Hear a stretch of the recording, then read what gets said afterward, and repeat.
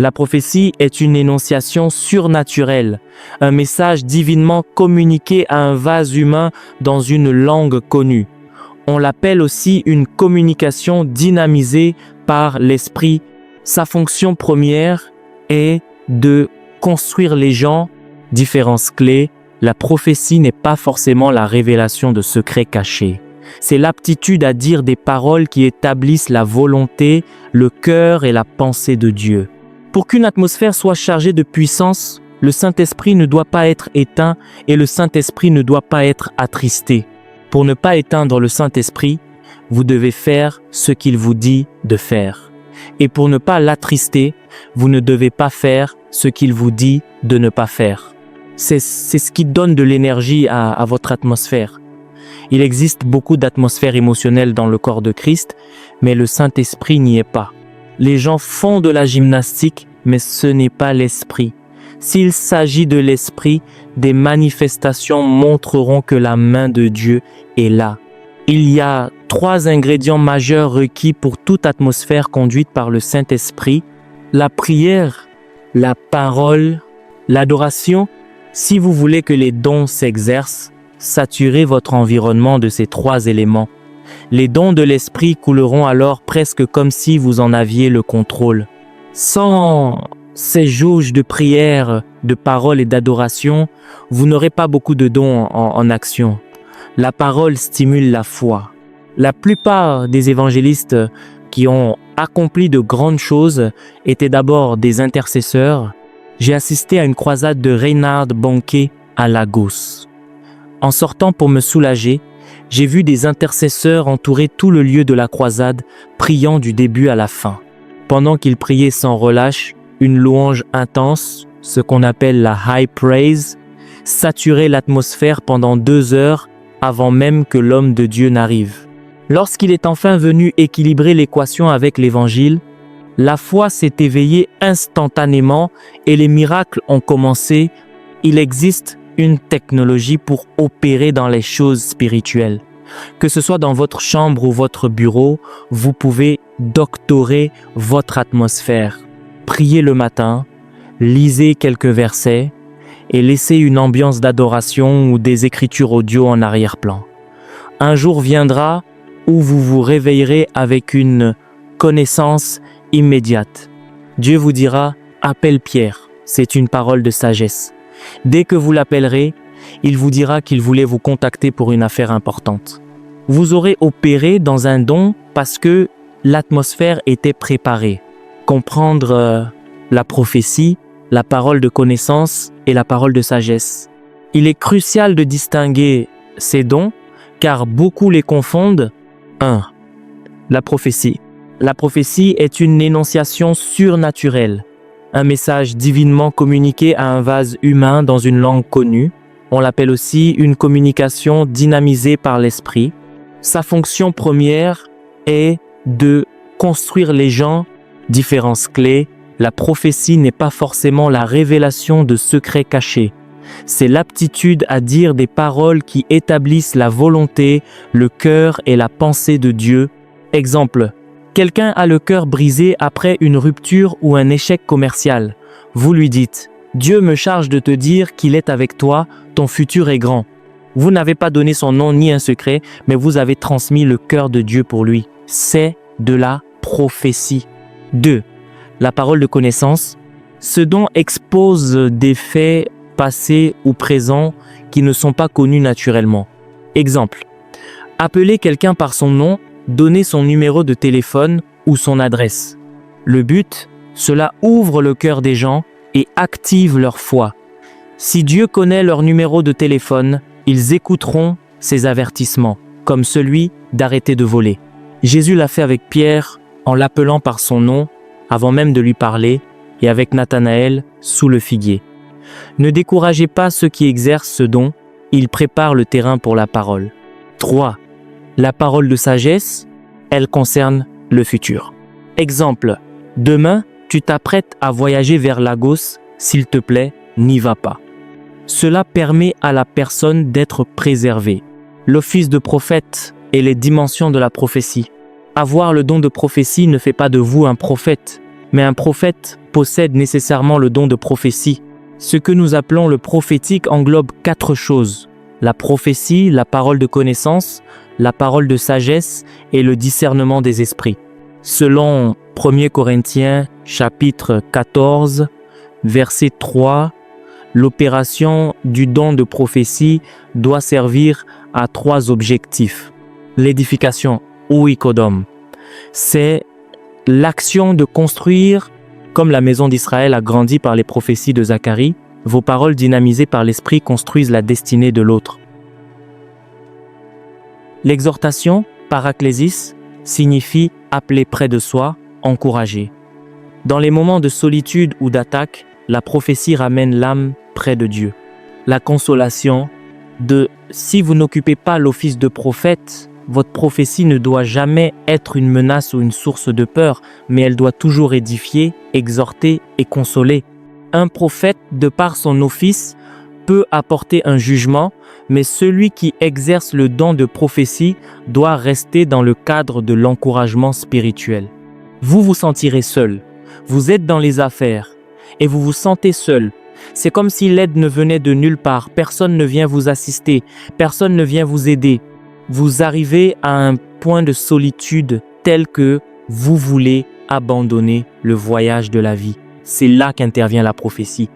Elle vous apporte l'encouragement nécessaire pour ne pas abandonner.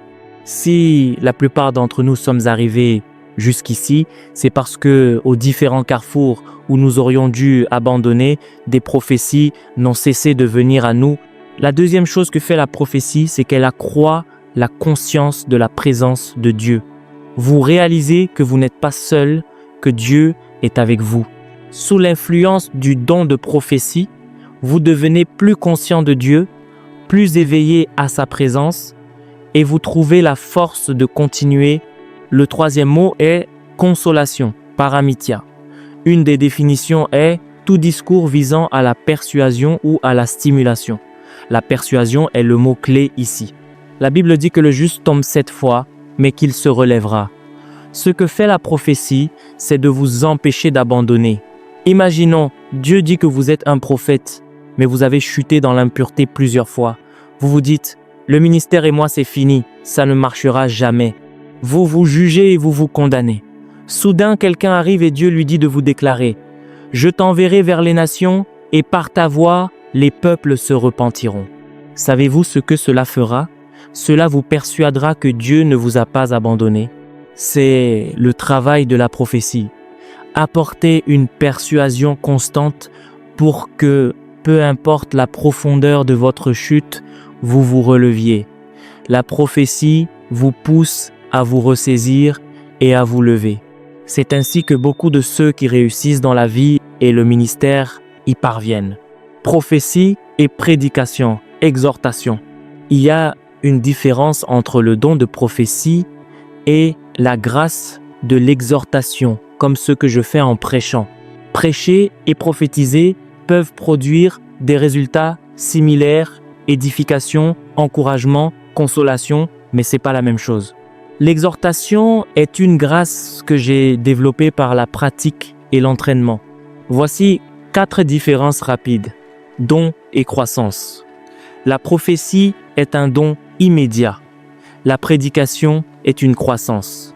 Il y a 4 ans, je ne prêchais pas ainsi. Je grandis dans cet art et je serai meilleur dans 10 ans. Instantané et processus. La prophétie est instantanée, la prédication est un processus. Volonté de l'esprit versus volonté de l'homme. La prophétie est contrôlée par la volonté du Saint-Esprit. La prédication est régulée par la volonté de l'homme. Je peux choisir d'orienter mon message vers la guérison ou les nations.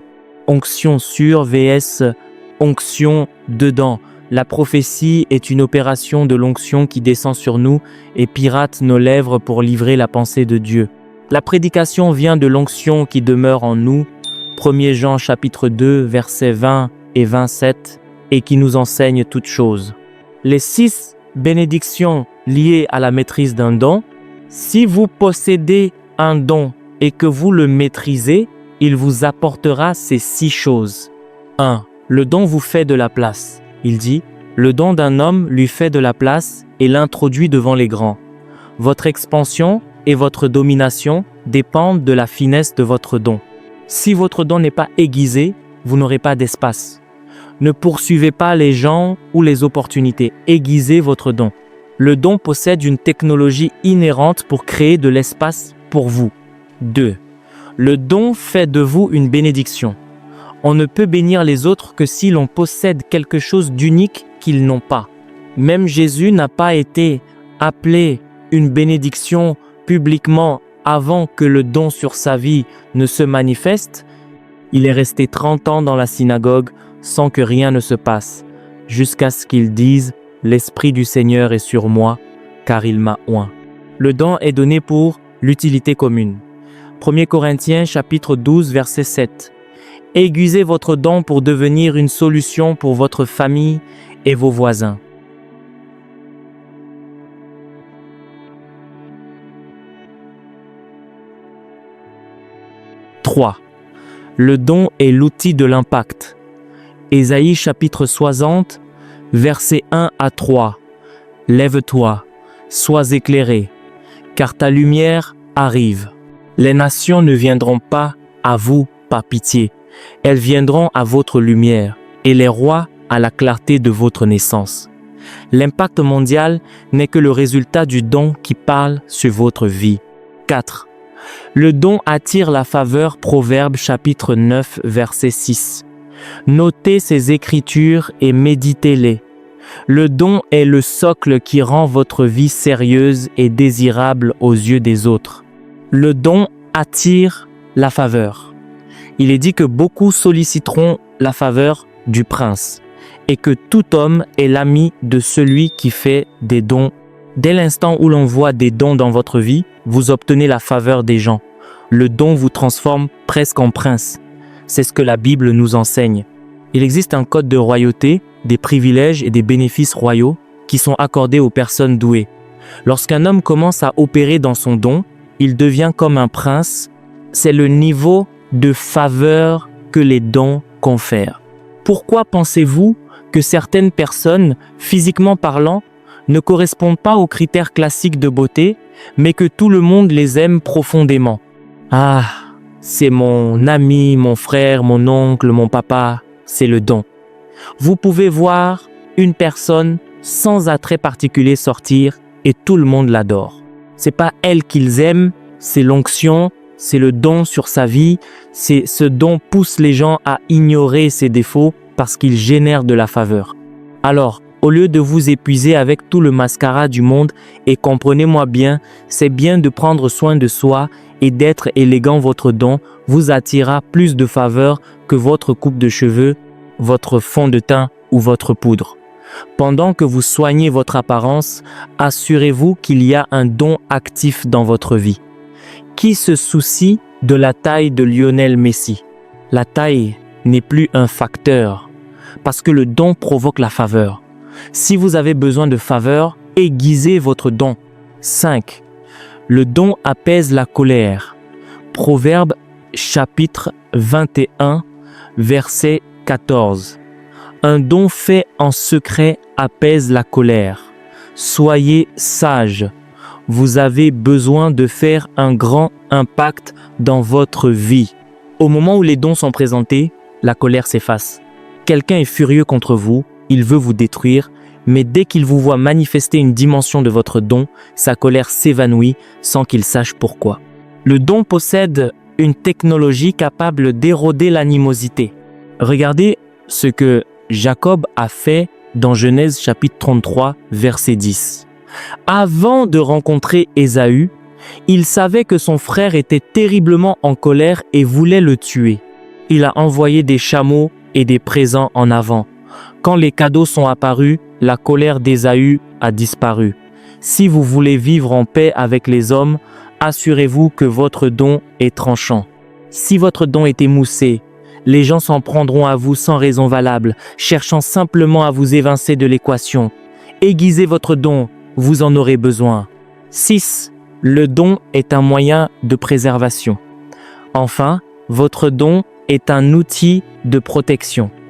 Beaucoup de gens auraient pu vous combattre, mais à cause de votre don, ils gardent le silence. Votre don peut vous exonérer de bien des épreuves. Je vous ai raconté l'autre fois comment je devais voyager à Wari pour une réunion. Mon discernement spirituel a commencé à s'activer. Je savais que je ne devais pas y aller, mais j'étais sous pression. Je suis monté dans l'avion et nous avons failli nous écraser. L'avion piquait du nez et nous cherchions tous nos assurances-vie. Si vous ne profitez pas de votre don, le discernement, vous finirez comme les autres. Je me suis surpris à m'agripper au fer du siège. Mais le fer ne peut pas vous sauver si l'avion tombe. Parce que je n'ai pas écouté le signal du discernement. J'ai été exposé au danger. Pendant 3 semaines après cela, j'ai développé une phobie. Rien qu'en approchant de l'aéroport, mon cœur s'emballait. Il a fallu beaucoup de méditation et de prière pour que ces pensées démoniaques quittent mon esprit. Je devais être à Bayelsa aujourd'hui. Je n'ai pas pu dormir, le même signal est revenu. J'ai appelé les organisateurs ce matin et je leur ai dit respectueusement, mes frères et sœurs, je ne suis pas Jésus-Christ. Si cela m'arrive une deuxième fois, je risque de m'évanouir sur place. Je ne veux plus revivre cette terreur. Je peux vous recommander d'excellents orateurs. Reprenez l'argent du vol. Je paierai même le billet pour quelqu'un d'autre. C'est pas une question de paresse ou de pas vouloir voyager, c'est une question de sécurité spirituelle. Plus tard, j'ai appris que nous devions voler vers Port Harcourt, puis finir par la route. J'ai dit, la prochaine fois, vous irez seul. Avant d'entrer sur certains territoires, assurez-vous d'avoir entendu le signal de l'esprit.